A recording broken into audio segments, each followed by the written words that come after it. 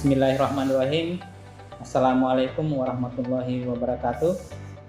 Perkenalkan, nama saya Dr. Arifai SHMH dari Prodi Ilmu Hukum Fakultas Hukum Universitas Muhammadiyah Kendari. Izinkan saya menyampaikan pernyataan diri dosen pada bidang pengajaran mata kuliah Hukum Pelindungan Perempuan dan Anak. Kemudian kami akan menyampaikan deskripsi singkat dari mata kuliah Hukum Pelindungan Perempuan dan Anak, yang mana mata kuliah Hukum Pelindungan Perempuan dan Anak ini berkodekan mata kuliah 10.4.46.2.3 dengan SKS 2 SKS.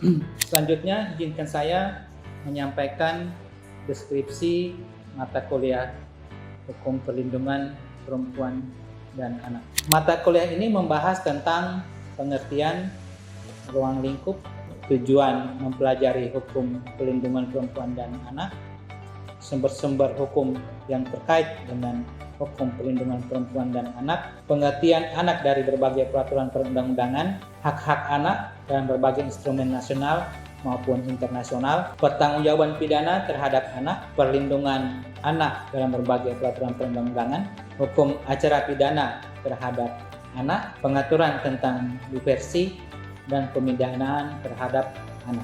Selanjutnya, kami akan menyampaikan capaian yang akan didapat dalam mata kuliah Hukum Perlindungan Perempuan dan Anak ini. Materi dalam mata kuliah ini terdiri dari 6 pokok bahasan, dan masing-masing pokok bahasan terdiri dari sub pokok bahasan yang meliputi yang pertama, pengertian anak, sejarah lahirnya hukum anak di Indonesia, latar belakang dan sejarah lahirnya Konvensi Hak Anak. Yang berikutnya, yang kedua, pelindungan hukum terhadap anak. Yang ketiga, pelindungan hukum terhadap anak dalam sistem peradilan pidana anak. Yang keempat, konsep diversi dan restoratif justice dalam peradilan pidana anak.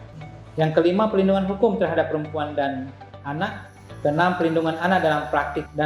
Pada setiap pertemuan dan presentasi didahului dengan uraian materi perkuliahan sebagai pengantar, sebagai diskusi, umpan balik, dan diakhiri dengan pernyataan atau penyampaian ikhtisar oleh dosen sehingga mahasiswa paham dengan materi yang disampaikan. Penyampaian materi kuliah ini dilakukan dalam 14 minggu dengan 2 kali evaluasi, yaitu ujian tengah, ujian semester yang dilaksanakan minggu ke-8 dan minggu ke-16 yang dilaksanakan pada ujian akhir semester.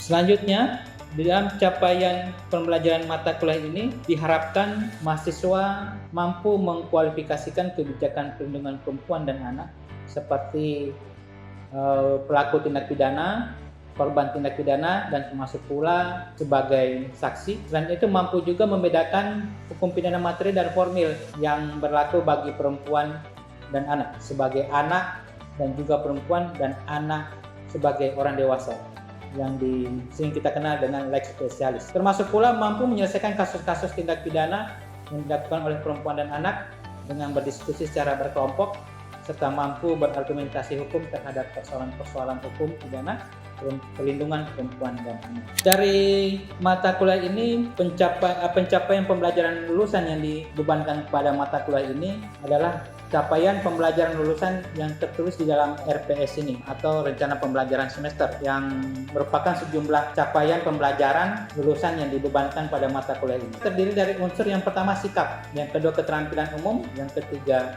keterampilan khusus, yang keempat pengetahuan, yang kelima tanggung jawab. Yang keenam adalah hard skills and soft skills. Di dalam kami menyampaikan mata kuliah ini, yaitu mata kuliah Hukum Perlindungan Perempuan dan Anak, kami gunakan dengan beberapa metode. Yang pertama adalah menggunakan literatur atau referensi yang utama di dalam mata kuliah Hukum Perlindungan Perempuan dan Anak ini. Yang berikutnya, di dalam cara mengajar kami menggunakan beberapa metode pembelajaran.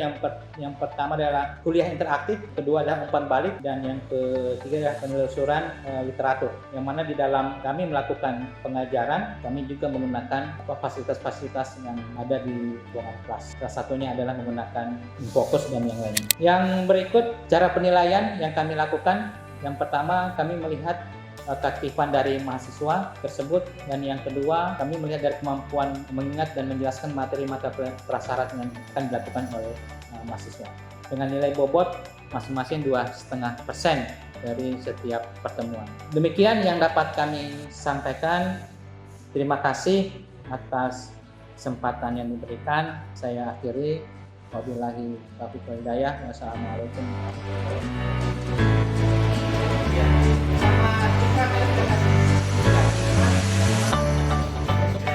Assalamualaikum warahmatullahi wabarakatuh. Waalaikumsalam warahmatullahi wabarakatuh. Selamat siang, salam sejahtera buat kita semua. Yaitu hari ini kita akan meneruskan mata kuliah kita tentang bentuk-bentuk kekerasan terhadap anak. Berbicara tentang bentuk-bentuk kekerasan terhadap anak terdiri dari 3 bentuk. Yang pertama, bentuk kekerasan fisik. Yang kedua, bentuk kekerasan psikologis. Dan yang ketiga adalah bentuk kekerasan seksual. Kalau kita berbicara tentang bentuk kekerasan fisik, meliputi tentang pemukulan, tendangan, gigitan, dan penanganan kasar lainnya yang dapat menyebabkan cedera fisik pada anak. Yang berikut bentuk kekerasan psikologis termasuk pelecehan emosional, intimidasi, dan penolakan atas kebutuhan emosional anak.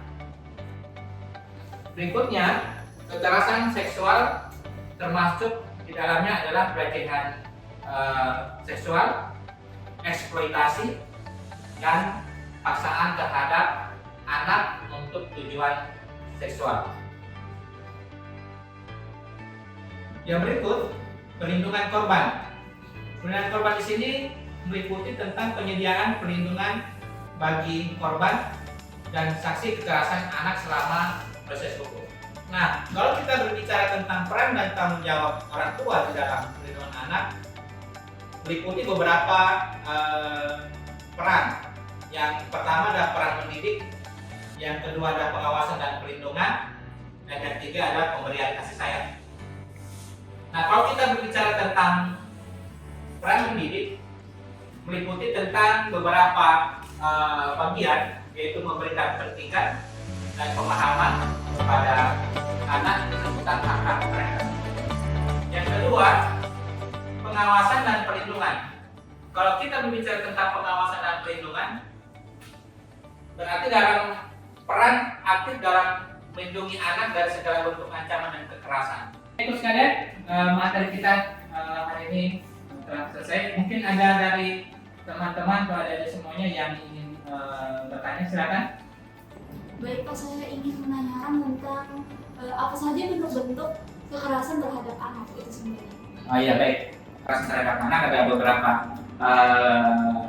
beberapa bagian ya. Yang pertama kekerasan fisik, yang kedua kekerasan psikologis, dan yang ketiga adalah kekerasan seksual.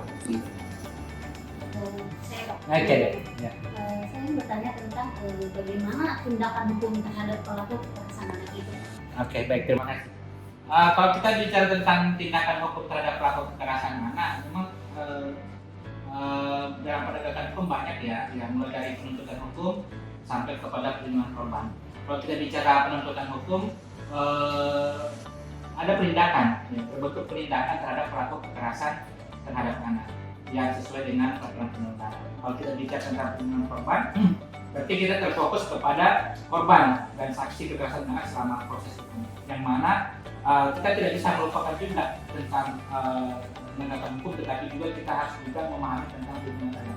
Baik, adikku, terima kasih sudah hadir di dalam perkuliahan kita. Semoga perkuliahan kita ini dan ilmu yang sudah disampaikan dapat bermanfaat bagi kita semua. Saya akhiri, wabillahi taufiq wal hidayah. Wassalamualaikum warahmatullahi wabarakatuh.